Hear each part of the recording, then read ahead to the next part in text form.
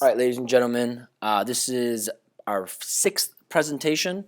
And this week, what we're going to be talking about is the periodic table of elements.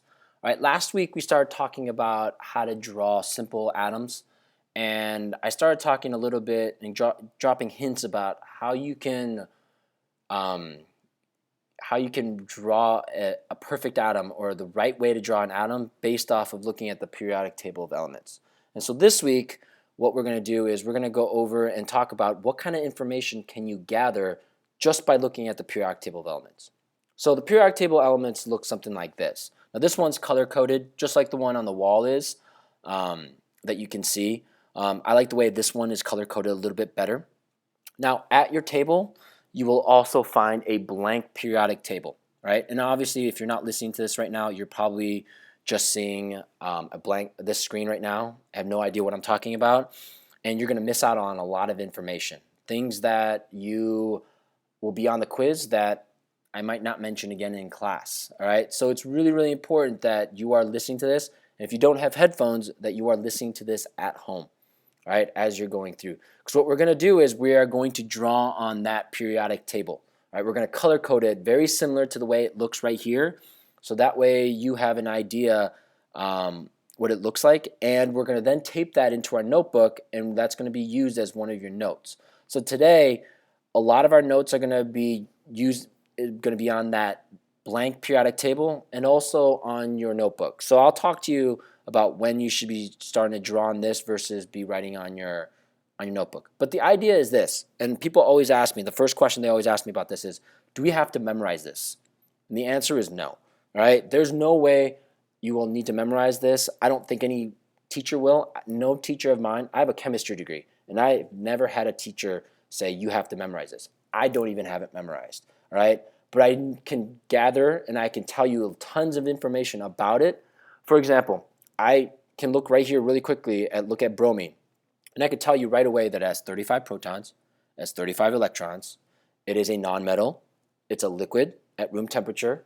I also know that it has 4 electron rings, it has 7 valence electrons, it's in the 17th group in the 4th row or 4th period. These are all things that I can tell you because I know how to read a periodic table. Right? And I'm going to get to the point where you're going to be able to read this like a book, right? And there's a specific reason why the periodic table looks like this. There's a certain arrangement to it, all right? Just by the color coding, you can already kind of see how some of it is together. And we'll talk about why some of them are yellow, why some of them are green, why some of them are blue in a little bit. But this is the periodic table. All right, so the first thing we're going to do is we're going to write notes like normal, and then we'll get to drawing and coloring in your periodic table. So the first thing is, this is not something new that we've gone over before, but an element is a pure chemical substance, right? We already know that. We learned that a couple weeks ago when we talked about mixtures and stuff. The difference now is the idea that an element is made entirely from one type of atom. All right, and that's the reason why an element can't really be broken down any further, because it's made up of trillions of the same type of atom. So for example, if I have, say, carbon in front of me, right, I can see that carbon because there's trillions upon trillions of those little tiny carbon atoms that we can't see with the naked eye or even with a powerful magnifying tool. Well, if you get trillions of those atoms grouped together, you can then finally see that element. That's the reason why you can actually see that piece of charcoal or that carbon right there. But that's trillions upon trillions of those atoms grouped together to make that little tiny piece of carbon. All right. Now, like I said again, the periodic table is set up in a way that it creates patterns and it creates trends. And that's what we're going to be talking about in this week. All right. Now, before we start getting to the trends and stuff, you actually need to know how to read each square. And why is it that I was able to rattle off all that information about it is because I know how to read the square. Now, the first thing that you should be able to read, and this is the most important number, is the atomic number. Last week we learned that the atomic number, it gives that atom its identity. All right? Only carbon, in this case, this is carbon right here, only carbon has the atomic number 6.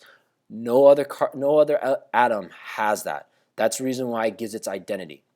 We also learned that the atomic number is equal to the number of protons. That's how I knew very, very quickly, right, that bromine had 35 protons, because I looked up here and I saw that the number right there. Now, on most periodic tables, you'll see it at the top. Now, it might be at the top left, it might be at the top right, it might be in the top middle. In this case, it's in the top middle, all right, but that's the number of protons. We also learned that the number of protons also equals the number of electrons. And that's the reason why I knew that very quickly too. So I know that carbon has to be neutral, so it's going to have 6 electrons, all right, for the most part. Now, I don't know how many neutrons it has yet, all right. I can tell you on average what it would be, but I can't tell you all the time how many neutrons carbon has, all right, because I don't have the mass number. The mass number is not up here. Now, the next thing you'll see is the chemical symbol. So each chemical has a symbol. In this case, carbon is just a C. All right. Below that is the name of the symbol or the chemical, which is carbon. All right. And then the bottom right here, this is the atomic mass. You'll also see it written as the atomic mass or the weight. All right. It's used either way, atomic weight or atomic mass. I believe on your periodic table that I printed out for you, it says atomic weight. And basically what that is it's the average of all the mass numbers of every carbon that exists.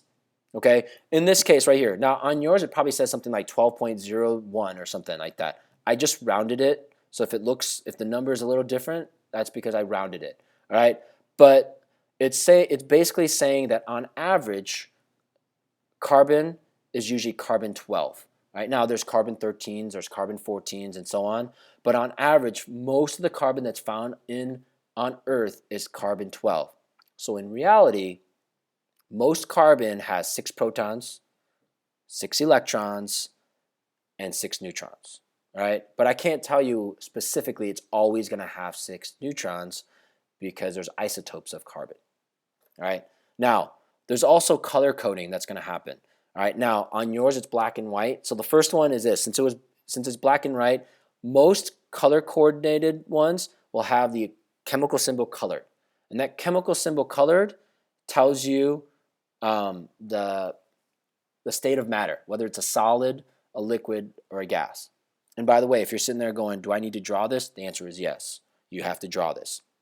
Okay, now on your periodic table, I think you have a little symbol up in the top right corner that says whether or not it's a solid, liquid, or a gas. All right. If it's a little cloud, then it's probably a gas. If it's a little teardrop or something like that, it's a liquid. If it's a cube or something like that, it's a solid. Okay, that's kind of how the notation usually happens on a black and white one. On the internet, luckily, you usually have it on color, so you'll see a lot of that. You'll also see the background color tells you information too. It tells you if it's a metal, a metalloid, or a non-metal. Okay, it's pretty obvious when you say metal, non-metal. Metalloid is just something that's not particular metal. It's not a non-metal. It's kind of like what we call a semi-metal. All right, sometimes it acts like a metal, sometimes it acts like a non-metal. All right, so those are just how you can look at the periodic table and get some more information. Okay.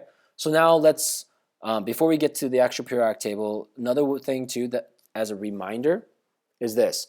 When writing out the chemical symbol, it's very important that you understand what needs to be capitalized and what doesn't need to be capitalized. All right? Because here's the thing. Whenever you capitalize a letter, it means new element. So for example, if I wanted to write nickel, this is the proper way of writing nickel because nickel has a chemical symbol of Ni. But it's very important that you understand it's capital N, little I. Some of you guys love to write in all capital letters all the time. And if you did that, if you write capital N, capital I, you're now changing the actual chemical symbol. Now you're talking about the compound nitrogen iodide. You basically said that nitrogen and iodine are combined together to make a compound. That's not nickel. All right, so it's really, really important. Like, for example, some of you guys got probably mixed up a little bit on the chemical bonding, or the building compounds and molecules, where it says chlorine. All right, so this is capital C, little l. And the reason why you get probably mixed up is because the capital C and the capital I looks very similar on the computer. All right, but in this case, this is chlorine. Right? If you look on the periodic table, it's capital C, little l. If you write capital C, capital I, now this is basically what you're saying is this is carbon, and this is iodine mixed together, or combined together to make a compound, carbon iodide. All right, so it's really, really important that you understand when to capitalize and when not to capitalize. So on the periodic table, if you see that a chemical has two letters, that second letter is always, always, always lowercase. Okay, and just a rule of thumb: if you see capital C and like a little L, and you're wondering, is that CI or is that big C, little L? I would say 99% of the time, it's chlorine. 99%. I can almost say it's 100% of the time, it's chlorine. Okay, try not to mix that up with capital C, capital I.